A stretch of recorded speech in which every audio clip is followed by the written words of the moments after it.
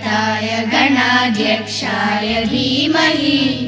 गुणशरीराय गुणमण्डिताय गुणेशानाय धीमहि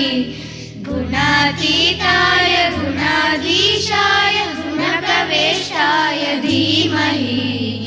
एकदन्ताय वक्रतुण्डाय गौरीतनयाय धीमहि गजेशानाय बालचन्द्राय श्रीगणेशाय धीमहि एकदन्ताय वक्रतुण्डाय गौरीतनयाय धीमहि गजेशानाय बालचन्द्राय श्रीगणेशाय धीमहि गानचतुराय गानप्राणाय गानान्तरात्मने गानोत्सुकाय गानमत्ताय गानोत्सुकमनसे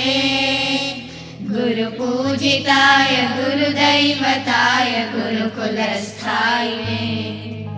गुरुविक्रमाय गुह्यप्रवराय गुरवे गुणगुरवे गुरुदैत्यकलक्षेत्रे गुरुधर्मसदाराध्याय गुरुपुत्रपरित्रात्रे गुरुपाखण्डखण्डकाय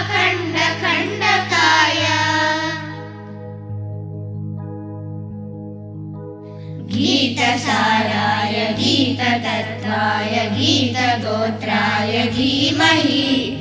गूढगुल्फाय गन्धमत्ताय गोजयप्रदाय धीमहि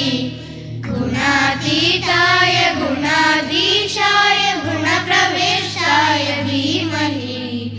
एकदन्ताय वक्रतुण्डाय गौरीतनयाय धीमहि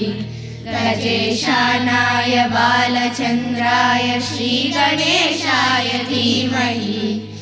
एकदन्ताय वक्रतुण्डाय गौरीतनयाय धीमहि गजेशानाय बालचन्द्राय श्रीगणेशाय